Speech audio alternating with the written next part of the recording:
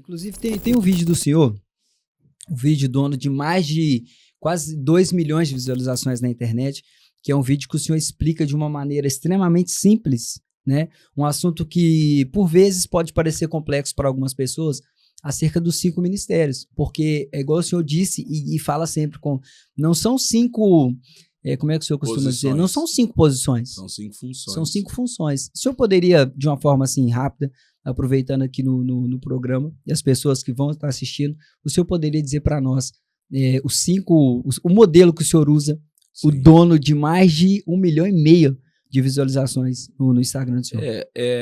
Foi um vídeo que nós fizemos numa reunião, né, no escritório, e eu explicando aos pastores locais, e o pessoal da comunicação filmou, pôs na internet, e Deus soprou isso, e houve um grande crescimento nas redes sociais por causa desse vídeo.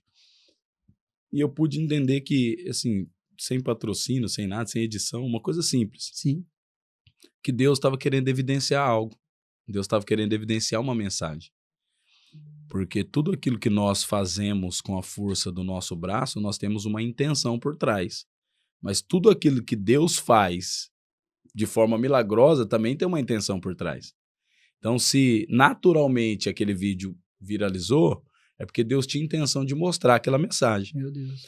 E entender os 5 ministérios, Rafa, é tão simples que a gente quer complicar para justificar.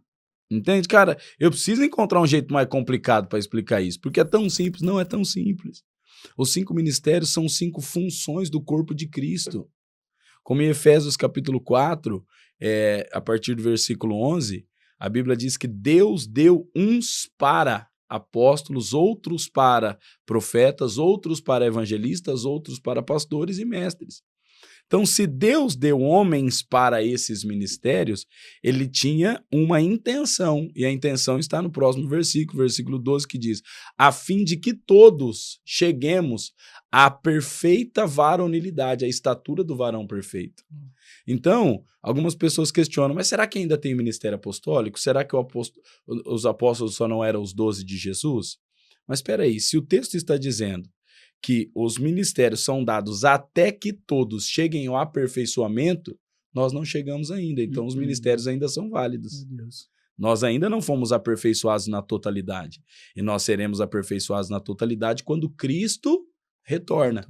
Então, até que Cristo retorne, os ministérios são evidentes, são válidos. Todos os que estão descritos em Efésios capítulo 4.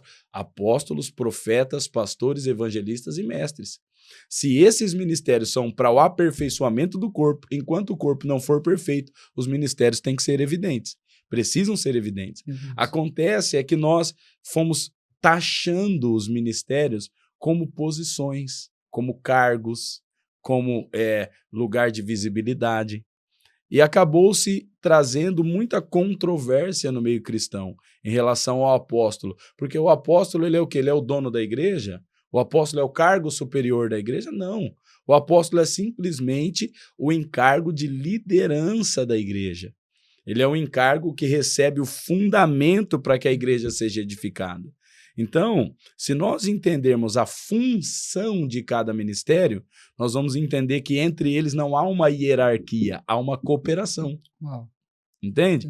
Não há uma hierarquia, há simplesmente uma uniformidade no serviço, em cada um dentro da sua função.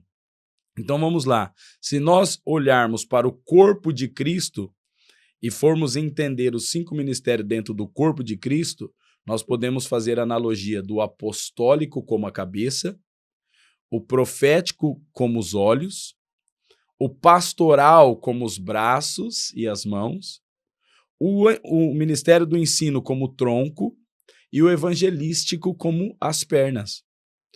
Isso fica a totalidade do corpo. Por quê?